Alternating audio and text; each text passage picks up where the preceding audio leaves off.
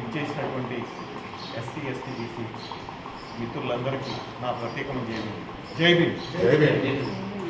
సంతోషం. వెల్లూరు విజయ్ కుమార్ గారి తాపత్రయం చూస్తే దాదాపు వారం రోజుల నుంచి చాలా పాపం ఆ వయసులో కూడా ప్రతి ఒక్కళ్ళని పిలిపించి ఇక్కడికి అంటే మనం అనొచ్చు ఇంతమంది అంతమంది కాదు, అది చెయ్యాలంటే చాలా కష్టతరం పని. సో ఆయన ఫస్ట్ ఇనిషియేట్ తీసుకున్న దానికి ఫస్ట్ మనందరం కలిసి అభినందించాలి. సో అది చెయ్యాలి. కాబట్టి మనం మీటింగ్కి వచ్చి ఇంతమంది అంతమందినే కాదు, ఒక్కొక్కళ్ళని పోగు చేస్తే అప్పుడు తెలుస్తుంది దాని కష్టం విలువ. కాబట్టి విజయ్ కుమార్ అన్నకి నిజంగా నేను అభినందిస్తున్నా.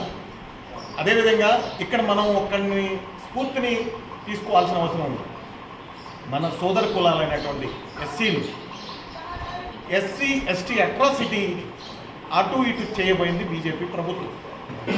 వెంటనే రాష్ట్ర వ్యాప్తంగా దేశవ్యాప్తంగా ప్రకంపనలు సృష్టించి వెంటనే వాపసు తీసుకునే శక్తి ఎస్సీలకు ఉంది అని అంటే, మరి బీసీలు దాదాపు 140 కులాలు 142 కులాలు ఉండి ఏం చేస్తున్నాయి?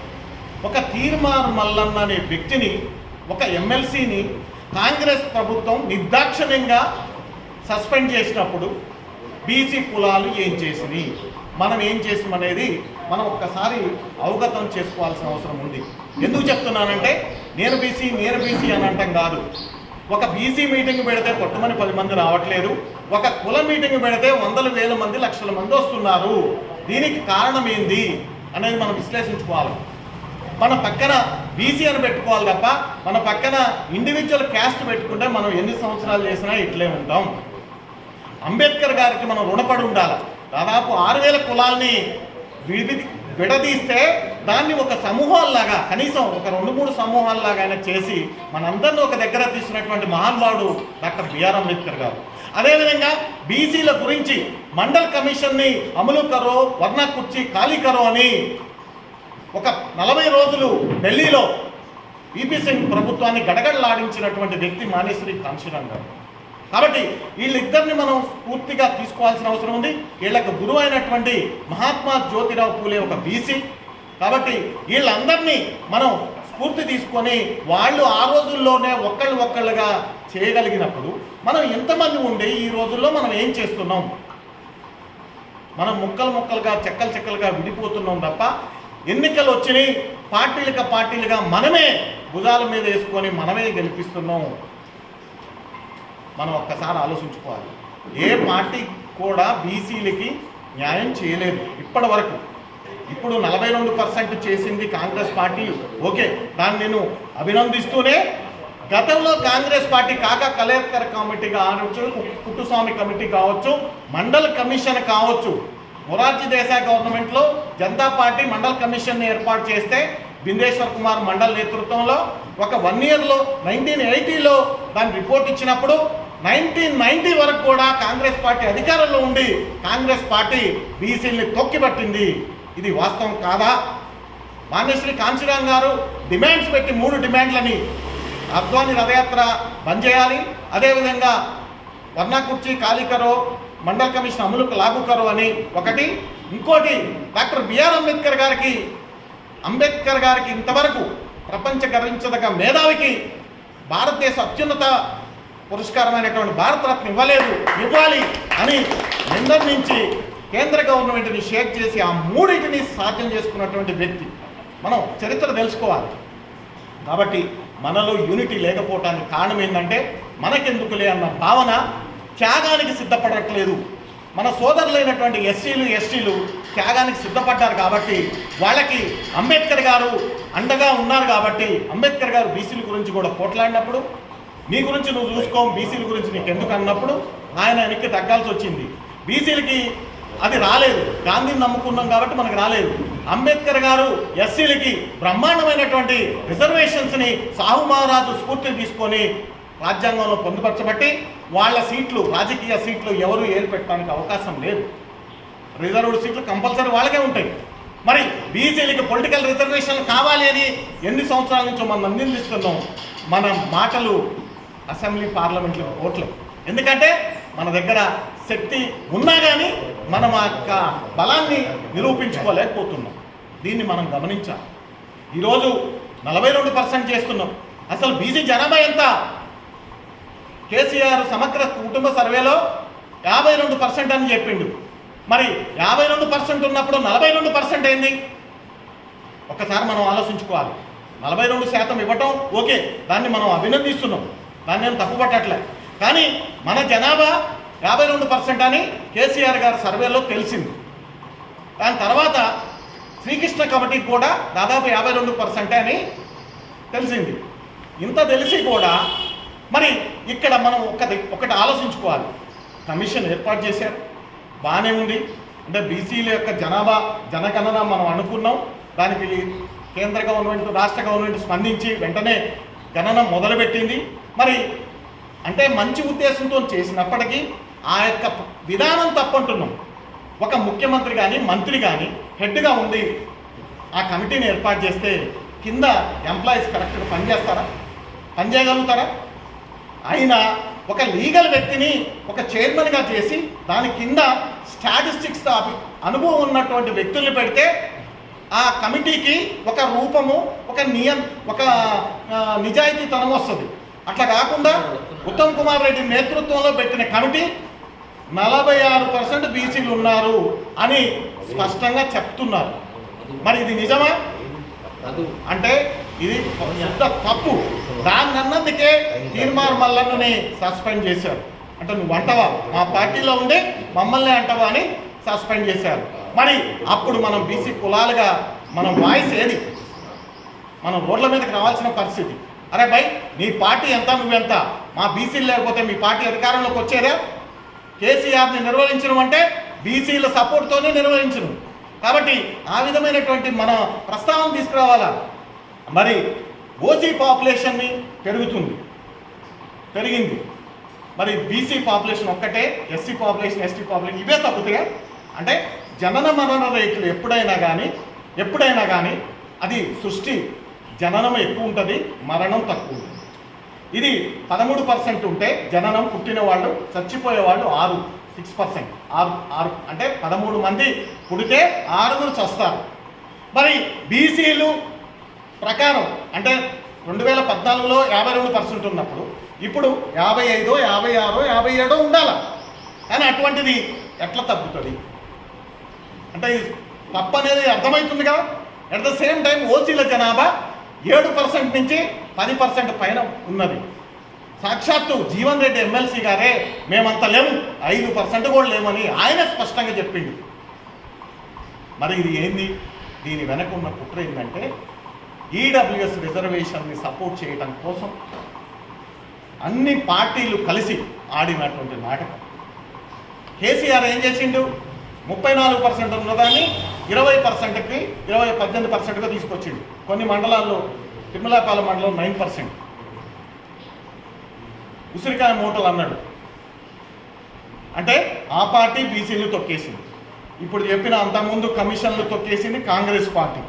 బీజేపీ పార్టీ బీసీ ముఖ్యమంత్రి అంటూనే బీసీ నాయకుడు బండి సంజయ్ని రాత్రి తీసుకొచ్చి ఒక రెడ్డిని పెట్టింది. ఈటెల రాజేందర్ ఇంతవరకు స్టేట్ ప్రెసిడెంట్ చేయట్లేదు.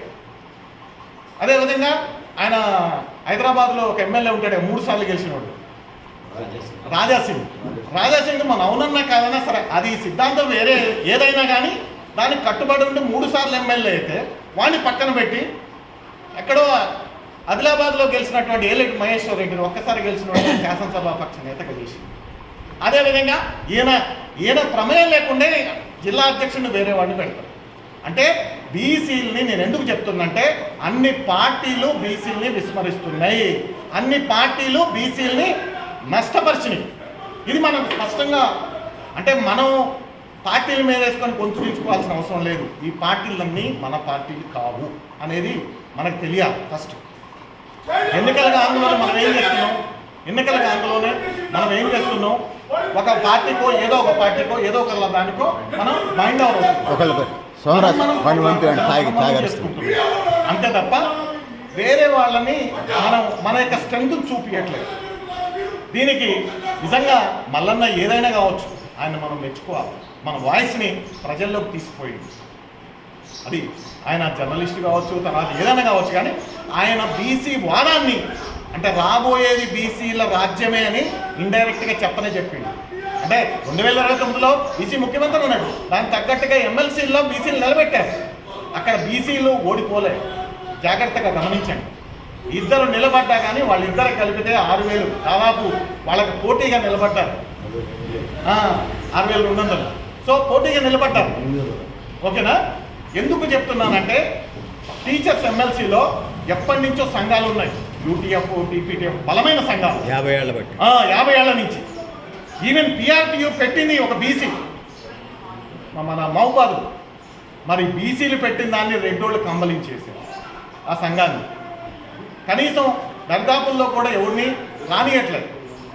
మరి ఇటువంటి సందర్భంలో వాళ్ళందరినీ ఒక స్ఫూర్తినిచ్చేది. అంటే అక్కడ కూడా మన టీచర్లు ఏం చేయాలో వాస్తవానికి 26,000 మందిలో 22,000 ఎస్సీ, ఎస్టీ, బీసీ మైనార్టీలే ఉన్నారు టీచర్లు. దౌర్భాగ్యం ఏంటంటే వీళ్ళు అమ్ముడు పోతారని వాళ్ళు చెప్పారు, వీళ్ళు నిజంగానే అమ్ముడు పోయారు. అంటే టీచర్లు నిజంగా వాళ్ళు విజ్ఞులు. అంటే చాలామంది చాలా ప్రొఫెషన్స్ని తయారు చేసింది, అన్ని ప్రొఫెషన్స్ని తయారు చేసింది. ఈరోజు నేను డాక్టర్ అయినంటే ఒక టీచరే కారణం. ఈరోజు యాక్టర్ అయినా, లాయర్ అయినా, ఎవరైనా టీచరే. అటువంటి టీచరు తన ఓటుని నిర్దాక్షిణ్యంగా అమ్ముకున్నాడు. అంబేద్కర్ గారు ఒక్కటే చెప్పారు, గాంధీ, నెహ్రూ, పటేల్ ఓన్లీ సంపన్న వర్గాలకే ఓటు, చదువుకున్నోళ్ళకే ఓటు అన్నప్పుడు అంబేద్కర్ గారు ఒక్కటే చెప్పారు, నా జాతి చదువుకోలేదు, మా జాతి దగ్గర డబ్బులు లేవు, ప్రతి ఒక్కడు భారతదేశంలో ఉన్నటువంటి ప్రతి వ్యక్తికి ఓటు ఇవ్వాల్సిందే అని, మీరు నన్ను చంపినా పర్వాలేదు, నా జాతి కోసం చావటానికైనా సిద్ధమని తీసుకొచ్చి ఓడల మీద ఏంటంటే నా జాతి వాళ్ళు పాలితులుగా ఉన్నారు, ఎప్పుడో దగ్గర పాలకులుగా ఉంటారు అని రాసినటువంటి గొప్ప మేధావి డాక్టర్ అంబేద్కర్ గారు.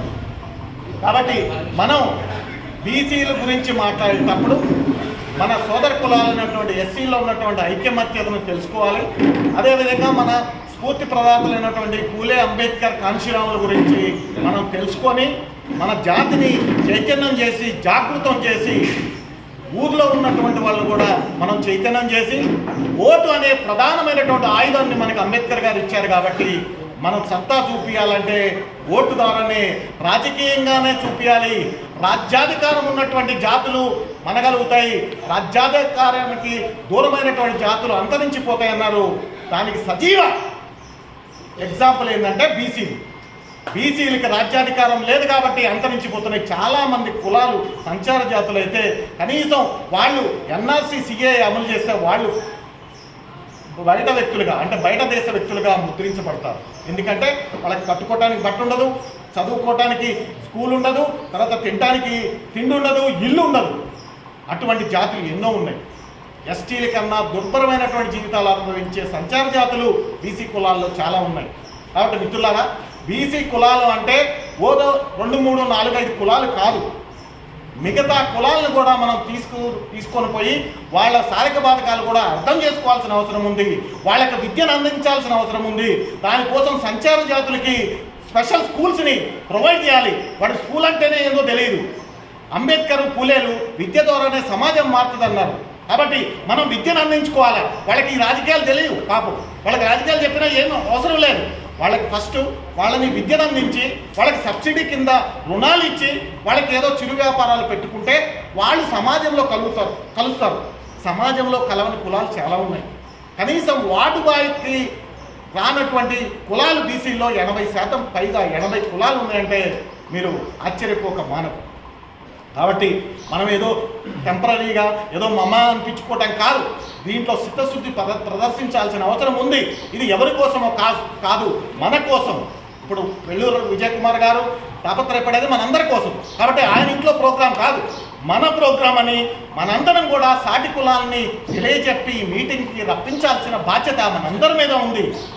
అది మనం చేయగలిగినప్పుడు ఆధిపత్య కులాలు, దోపిడీ కులాలు ఆలోచిస్తాయి, అమ్మా వీళ్ళు ఎలక్ట్ అయ్యారు, ఇక మనకు కుర్చీ ఖాళీ అవుతుంది అనే సిగ్నల్ వాళ్ళకి వచ్చినప్పుడు కాలబేరానికి వస్తారు. ఇప్పుడు ఆ నినాదం ఉండబట్టే కదా బీసీలకి మొన్న ఎమ్మెల్సీ ఎన్నికల్లో కూడా అద్దంకి దయాకర్ తప్ప మిగతా వాళ్ళకి బీసీలు ముగ్గురు, విజయశాంతి, నెల్లికంటి సత్యం, అందరూ బీసీలకి ఇచ్చారు. సో అడగంది అమ్మాయిని అన్నం పెట్టదు. కాబట్టి బీసీలు చైతన్యం కావాలి. ఆ చైతన్యం దిశగా మనందరం కూడా ఇది మన పని అని చేయాల్సిన అవసరం ఉంది. రాబో రాజకీయాల్లో మన అంతిమ లక్ష్యమైనటువంటి రాజ్యాధికారం అనే లక్ష్యాన్ని సాధించాలంటే మనకి పొలిటికల్ రిజర్వేషన్లు కావాలి అని డిమాండ్ చేయాలి. బీజేపీ ఇప్పుడు అధికారంలో ఉంది కాబట్టి 30%, 50% అన్నప్పుడు కనీసం 30% అన్న మనం సాధించుకుంటే దాదాపు 180 మంది ఎంపీలు పార్లమెంట్లో ఉన్నప్పుడు మన వాయిస్ని వినిపిస్తారు. అప్పుడు బీసీలు చెప్పిందే శాసనం అవుతుంది. ఆ దిశగా మనం అడుగులేయాలని చాలా ఎక్కువ మాట్లాడినట్టు క్షమించండి. కాబట్టి మీ అందరికీ మరొక్కసారి విజయ్ కుమార్ అన్నకి మీరందరికీ ప్రత్యేకమైనటువంటి ధన్యవాదాలు, కృతజ్ఞతలు, అభినందనలు తెలియజేస్తూ ముగిస్తున్నాను. జై భీమ్.